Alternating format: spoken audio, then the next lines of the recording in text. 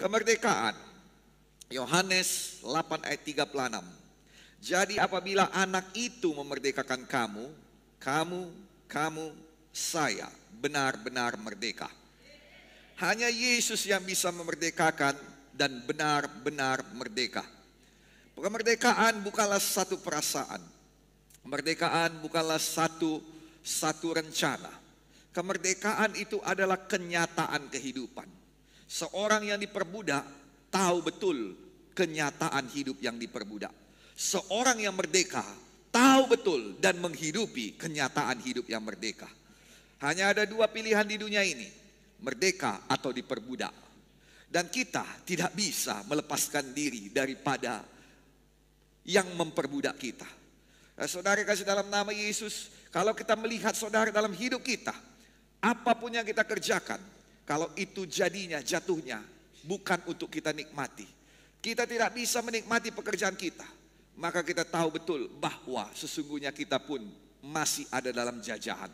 Kita tidak bisa menikmati hari-hari kita. Selalu ada ketakutan. Setiap hari ada tekanan. Kita tidak bisa melawan setan. Kita tidak bisa melawan tipu dayanya. Nggak sanggup kita. Kekuatan kita tidak cukup. Pikiran kita tidak mampu. Semua sumber daya kita tidak bisa mengalahkan penjajah kita. Tetapi di sini dikatakan apabila anak itu memerdekakan kamu, maka kamu pun benar-benar merdeka. Ada Yesus, ada anak Allah. Bukan sembarang anak, haleluya. Tetapi anak yang datang dari sorga. Karena begitu besar kasih Allah akan dunia ini sehingga yang mengaruniakan anaknya yang tunggal. Sehingga barang siapa yang percaya kepadanya tidak binasa, melainkan beroleh hidup yang kekal. Jika anaknya yang tunggal itu datang membebaskan engkau, maka engkau pun sungguh-sungguh merdeka. Haleluya. Haleluya. Nah saudara, kata merdeka di sini diambil dari bahasa Greka yaitu eleuteros. Eleuteros, semua berkata eleuteros. Arti eleuteros itu ialah nobody holds you, nothing holds you. Tidak ada yang menahan engkau. Tidak ada yang menahan engkau. Kalau kau mau jadi kaya, jadilah kaya. Tidak ada yang menahan engkau. Kalau kau mau berbisnis, berbisnislah. Tidak ada yang menahan engkau. Kalau kau mau bangun gereja, bangunlah gereja. Tidak ada yang menahan engkau. Bukan suka-suka hati, tetapi engkau sudah perhitungkan itulah hidup yang kau inginkan. Dan engkau bisa mengejarnya. Engkau bisa mengejar cita-citamu. Engkau bisa mengejar kerinduan hatimu. Haleluya. Eleuteros bukanlah sesuka hati. Bukan, itu beda. Itu sebabnya dikatakan Alkitab juga, janganlah pergunakan kemerdekaan itu sebagai satu alat untuk boleh berkanjang dalam dosa. Tetapi pakailah kemerdekaan itu mempunyai salah satu tujuan, yaitu melayani satu dengan yang lainnya. Itu sebabnya penting sekali supaya kita tidak suka-suka hati. Hati ini, hati orang merdeka ini harus ada yang memimpin.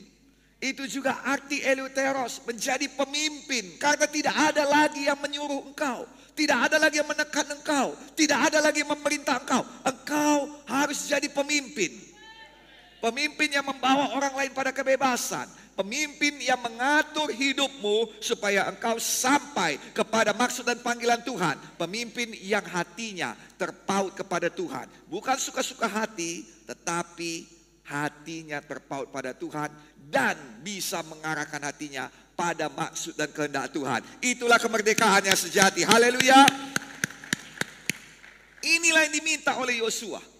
Ketika orang Israel ada di tanah Mesir, ada orang Mesir yang ngasih tahu pada mereka apa yang harus dikerjakan. Saudara lihat betapa Firaun berkata batu bata itu harus ada. Besoknya dia berkata, aku tidak kasih lagi jerami, aku tidak kasih lagi ini, aku tidak kasih lagi itu. Tapi jumlahnya harus sama. Ada orang yang maksa, ada orang yang nekan, ada orang yang mengarahkan, ada orang yang memerintah. Tetapi saudara, ketika mereka bebas, mereka memerintah atas diri mereka sendiri. Yosua mengingatkan mereka dalam Yosua 22 ayat 5. Hanya lakukanlah dengan sangat setia perintah dan hukum yang diperintahkan kepadamu oleh Musa, hamba Tuhan itu, yakni mengasihi Tuhan Allahmu, hidup menurut segala jalan yang ditunjukkannya, dan tetap mengikuti perintahnya. Berpautlah kepadanya Beribadahlah kepadanya dengan segenap hatimu dan dengan segenap jiwamu. Itulah dia kemerdekaan dalam Tuhan. Bukan sesuka hati. Hanya lakukanlah dengan sangat setia semua perintah Tuhan. Pautkan hatimu dengan Tuhan. Karena sekarang kau sudah bebas. Bahkan untuk melakukan dosa pun engkau bebas. Tapi jangan lakukan dosa. Jangan. Kasihilah dia yang membebaskan engkau. Cintailah dia yang melepaskan engkau. Layanilah dia yang memerdekakan engkau. Boleh kita berikan tepuk tangan bagi Tuhan Yesus. Haleluya. Kasih setia Tuhan lebih besar daripada dosa-dosamu. Kalau dosamu bisa lebih besar daripada kasih setia Tuhan, gak ada gunanya saya di sini. Gak ada gunanya kita hadir di sini. Gak ada gunanya kita KKR. Karena balik-baliknya semua usaha kita, semua yang kita buat gak ada gunanya. Tapi karena kasih setia Tuhan lebih besar. Lebih besar. Lebih besar. Greater. Lebih besar daripada semua. Amang, Inang. Jika anak itu memerdekakan engkau, maka kamu pun benar-benar merdeka. Haleluya. Roma 8 ayat 16. Kamu telah dimerdekakan dari dosa dan menjadi hamba kebenaran. Tetapi sekarang setelah kamu dimerdekakan dari dosa, ayat 22 Roma 6. Dan setelah kamu menjadi hamba Allah, kamu beroleh buah yang membawa kamu pada kekudusan. Dan sebagai kesudahannya ialah hidup yang kekal. Haleluya. Semua orang yang sudah selamat bisa langsung berbuah. Tidak tunggu kudus dulu. Justru buahmu membawa pada pengudusan. Haleluya. Seorang perempuan kedapatan berbuat dosa. Hukumannya jelas, mati, dirajam. No way out. No way escape. No way out. Tidak ada jalan lari. Tidak ada jalan keluar. Satu-satunya yang bisa diperbuatnya adalah meratapi kebodohannya. Dia menangis, menangis, menangis. Dia dipermalukan. Dia diejek. Tapi satu firman keluar dari Yesus membebaskan semuanya. Dan ketika Yesus bertanya, hai wanita, manakah para penuduhmu? Manakah orang-orang yang mau menghancurkan engkau? Mau membunuh engkau? Mau memanipulasi engkau? Mau merajam engkau sampai mati? Pada saat itu, si perempuan berdosa ini mengangkat kepalanya. Yesus selalu mengangkat kepalamu yang tertunduk. Firman Tuhan selalu mengangkat kepalamu yang tertunduk. Tertunduk karena kesalahan, tertunduk karena dosa, tertunduk karena masa lalu, tertunduk karena pilihan-pilihan yang bodoh di dalam hidup ini, tertunduk karena salah langkah. Seandainya aku tidak melakukannya. Seandainya aku tidak memperkatakannya. Seandainya aku bisa mengulangi kembali waktu-waktuku. Tertunduk dan hanya tinggal tangisan penyesalan. Satu firman Tuhan datang dan ada kebebasan. Manakah dosamu itu? Manakah penuduhmu itu? Manakah akibat dosamu itu? Maka perempuan ini mengangkat kepalanya, membuka matanya, dan satu penglihatan yang baru dilihatnya. Visi yang baru Tuhan mau tunjukkan padamu. Bahwa di dunia ini tidak semua orang menuduh engkau. Di dunia ini ada satu dunia di mana engkau bisa bebas dari tuduhan. Ada satu dunia di mana engkau bisa memiliki kesempatan kedua, ketiga, keempat, kelima, keenam, ketujuh, ke-8, ke-258, ke-3.440.775. Haleluya. Nah, dengan rendah hati dia berkata, tidak ada lagi Tuhan. Kata tidak ada lagi mengatakan bahwa dia sadar, aku merdeka, aku bebas. Tidak ada lagi, tidak ada lagi. Di manakah mereka yang mau menghukum engkau? Where is your accuser? Di mana pendakwamu? Di mana setan yang adalah pendakwamu itu? Di manakah setan yang menekan engkau? Angkat kepalamu. Lihat sekeliling. Hidup baru diberikan Tuhan. Jawab Tuhan. Tidak ada lagi Tuhan. Di manakah penyakitmu? Tidak ada lagi Tuhan. Di manakah kesusahanmu? Tidak ada lagi Tuhan. Saya berdoa, inilah doa kita.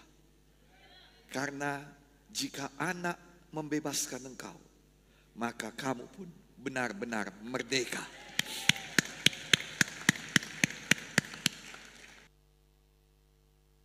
Ada 10 orang kusta datang kepada Yesus di perbatasan antara Galilea dan Samaria. Nah, saudara tahu, mereka harus ada di luar kota. Di luar kota yang ada dari Galilea, di luar kota yang ada dari Samaria.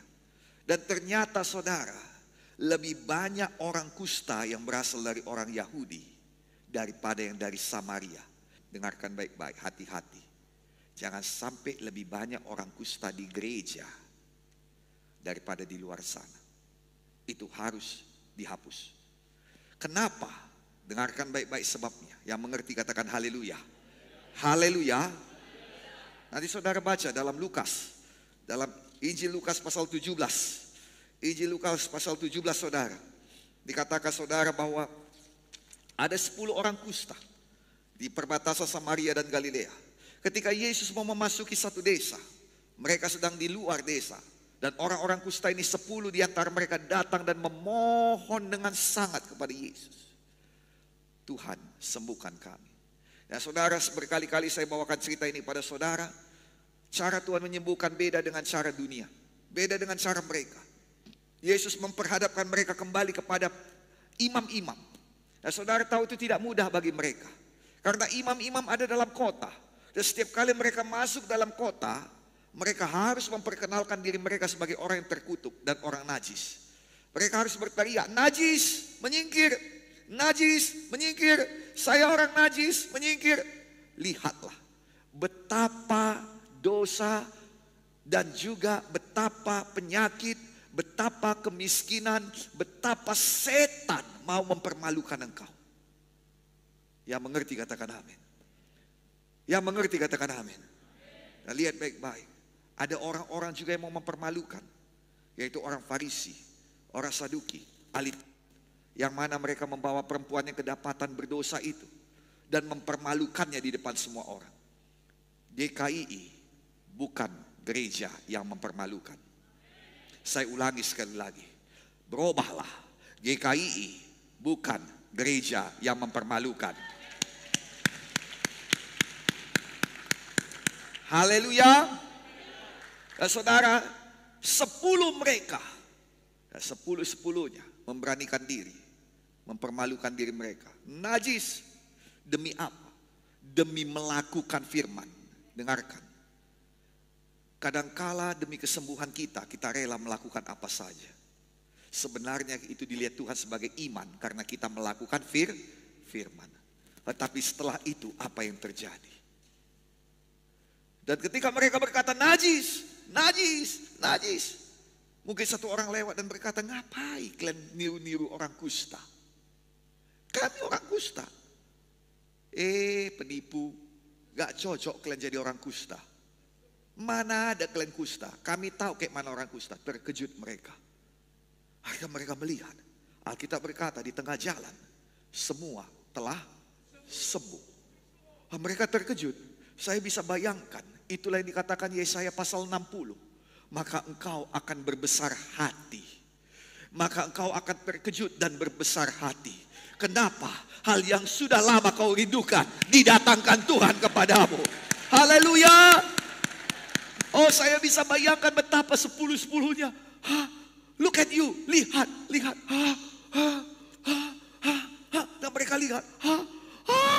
Dan semuanya mereka sukacita, tetapi tidak ada yang mengingat Tuhan kecuali satu orang, Samaria. Dengar baik-baik, ini yang dikatakan firman Tuhan. Dan dapatkan pelajaran di sini. Lukas 17 ayat 15. Seorang dari mereka ketika melihat, jadi dilihatnya, bahwa ia telah sembuh, kembali sambil memuliakan Allah dengan suara nyaring. Jadi sepanjang jalan dia, terima kasih Yesus. Sepanjang jalan dia teriak, terima kasih. Yesus. Jangan peduli orang berkata gila atau apa. Kalau bukan karena Yesus, aku tidak ada seperti ini hari ini.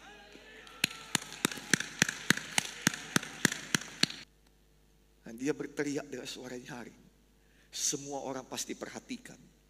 Ada banyak komentar netizen. Dia gak peduli. Dahulu aku kusta. Dahulu aku dibawa kutuk. Dahulu ada banyak restriksi. Ada banyak yang menahan aku. Sekarang aku merdeka. Dan sambungannya, lalu tersungkur di depan kaki Yesus dan mengucap syukur kepadanya. Dan orang itu adalah seorang Samaria. Lalu Yesus bertanya, bukankah 10 orang tadi semuanya telah menjadi tahir? Di manakah yang 9 itu? Tidak adakah di antara mereka yang kembali untuk memuliakan Allah selain daripada orang asing ini? Berdirilah dan pergilah. Baca semua terjemahan. Bahasa Inggris pun berkata, rise and go. Seolah-olah Yesus gak mau punya urusan apapun dengan orang ini. Seolah-olah orang ini diusir. Betul lah? Tidak. Dia sedang berlutut. Dia sedang menyembah. Terima kasih Tuhan. Lalu Yesus berkata, kau. Mana kawanmu? Gak ada yang lain. Gak ada Tuhan. Cuman aku. Aku gak bisa atur hati mereka. Tapi hatiku bersyukur padamu. Terima kasih Yesus. Terima kasih Yesus. Kamu berdiri, pergi. Imanmu menyelamatkan kau. Tapi ketika saya baca arti kata pergi. Arti kata pergi di sini saudara diambil dari kata Greka yaitu poreuomai. Artinya dibebaskan dari kehidupan sebelumnya. Pergilah. Kau bebas dari hidup sebelumnya. Dibebaskan untuk mengikuti hidup yang baru. Pergi dan mulailah perjalanan hidup yang baru. Jadilah pemimpin, bukan budak lagi. Pimpin kehidupan dirimu sendiri. Pergilah. Yang lama sudah berlalu. Yang baru sudah datang. Jadi sekarang ini orang datang. Dahulu saya berpikir saudara bahwa yang 9 itu sembuh tetapi tidak tahir. Tapi saya baca kembali di sini dikatakan bukankah 10 orangnya tadi semua telah menjadi tahir? Berarti semuanya tahir. Jadi apa rupanya bedanya antara yang 9 dan yang 1 ini? Toh semuanya juga tahir, semuanya juga sembuh. Baru ini dibukakan Tuhan. Makanya saya katakan setiap minggu Tuhan Yesus baik. Memberikan firman Tuhan yang dalam padamu. Ini yang membedakannya. Bahwa yang 9 pergi dengan mukjizat, tapi tanpa kemerdekaan. Ada orang yang dapat mukjizat, tapi masih diperbudak. Tapi yang 1 ini, bangkitlah. Dengarkan baik-baik gereja Tuhan, bangkitlah. Dan bebaslah. Pergilah, bebaslah, pimpin hidupmu untuk masuk rencana Tuhan. Haleluya. Bukan orang Mesir yang membawa engkau ke tanah Kanaan. Orang Israel, Musa yang membawa engkau ke tanah Kanaan. Engkau memimpin hidupmu. Haleluya. Engkau tidak menunggu-nunggu perintah dari orang Mesir lagi setiap hari apa yang mau dibuat. Engkau tidak menunggu-nunggu perintah daripada setan lagi berputar-putar pada tempat yang sama. Dan kemudian memberikan setan menikmati semuanya. Tidak. Pergilah, bangkitlah dan pergilah. Imanmu telah menyelamatkan engkau. Orang lain bisa dapat mukjizatnya, tapi belum tentu dia merdeka. Tapi di GKI kita tahu menyembah Tuhan. Kita tahu kembali kepada Tuhan. Kita tahu mengatakan, how I'm so grateful for you. Betapa aku berhutang seluruh hidupku kepadamu. Kita tahu siapa kita. Dan kita tahu kalau bukan karena Tuhan, apa jadinya pada kita? Dia akan tetap kusta. Dia akan tetap mati dalam kustanya. Dia tidak akan bisa melihat keluarganya. Dia tidak akan punya kesempatan kedua. Sama seperti kita, tetap kusta. Tetap tidak punya kesempatan kedua. Tapi Yesus datang. Yesus menyusuri jalan khusus supaya mereka yang 10 ini boleh bertemu. Dan Tuhan bukan hanya kasih mukjizat, Tuhan mau kasih kemerdekaan. Gereja Tuhan, merdekalah, bangkitlah dan bebaslah. Pergilah, imanmu menyelamatkan engkau. Haleluya. Dan kemudian katakan, semua pun karena engkau. Terima kasih Tuhan. Mulai dari hal yang kecil, biasakan mengucap syukur. Walaupun keadaan tidak seperti yang kita inginkan, biasakan mengucap syukur. Dan ada kuasa pengucapan syukur. Cerita yang terakhir, ya saya selesai. Adakah saudara diberkati? Satu hari Paulus dan Silas melakukan hal yang baik. Dia pergi ke satu kota. Di kota itu dia memberitakan Injil. Banyak orang-orang yang sembuh, orang-orang sukacita. Tetapi kemudian setan mulai menggocok. Setan jahat, setan licik. Yesus baik. Haleluya. Lalu kemudian datanglah seorang petenung wanita. Dan orang-orang ini seolah-olah menjadikan satu iklan. Di mana dia berkata, inilah orang-orang yang diutus oleh Tuhan yang maha tinggi. Orang-orang ini akan menyembuhkan engkau. Orang-orang ini. Dan dia mengganggu. Awalnya Paulus diam dikatakan Alkitab. Tetapi lama-kelamaan dia tidak tahan lagi. Dengarkan baik-baik. Sesabar apapun engkau, ada waktunya engkau mengambil keputusan atas setan yang mau mengungkungi dirimu. Ada waktunya. GKI harus tegas. Jangan bodoh terus-terusan karena anak Tuhan. Amin. Saya hamba Tuhan, saya hamba Tuhan, saya hamba Tuhan. No. Ada waktunya engkau berkata tegas pada setan. No more. Tidak ada lagi. Haleluya. Haleluya. Lalu kemudian datang konsekuensinya. Setan marah. Lalu kemudian mereka disesah, dicambuki, dan ditempatkan di penjara yang paling tengah. Dan diperintahkan supaya menjaga mereka baik-baik. Atas perintah itu dikatakan mereka dibelenggu. Mereka bukan orang merdeka lagi. Setan mau memperbudak engkau. Kenapa? Karena dia tahu engkau berbahaya. Haleluya. Tapi dia bisa pegang tanganmu. Dia bisa pegang kakimu. Tapi dia tidak bisa pegang hati.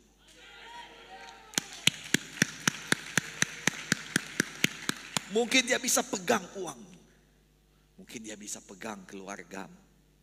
Tapi dia gak bisa pegang hatimu.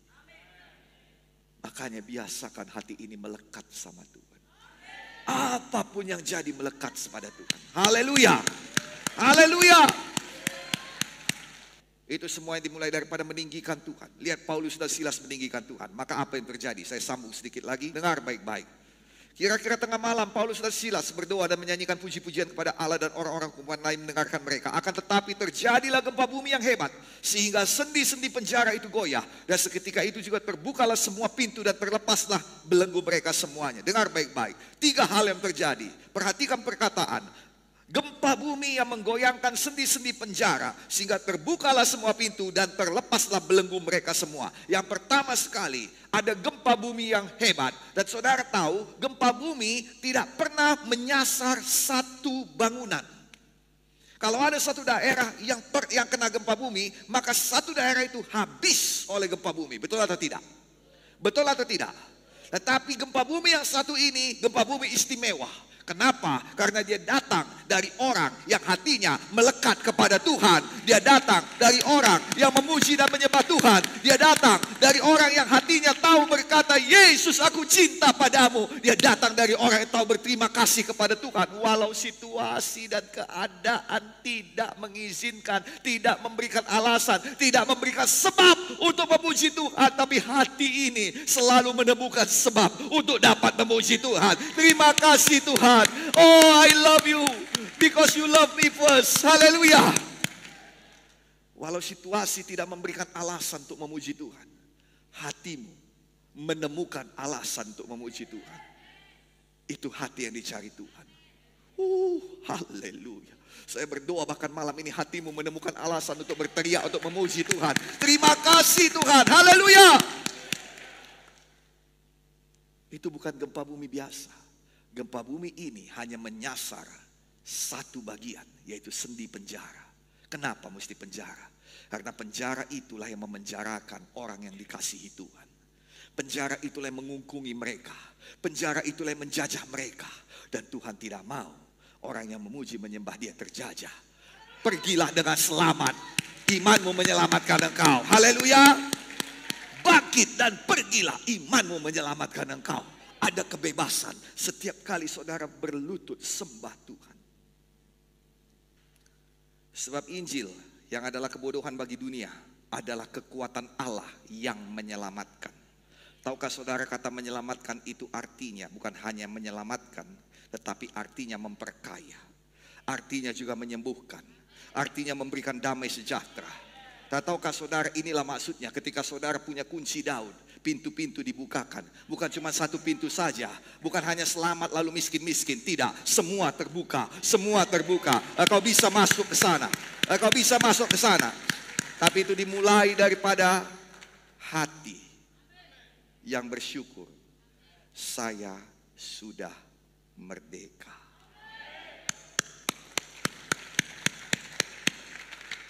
Terima kasih Tuhan.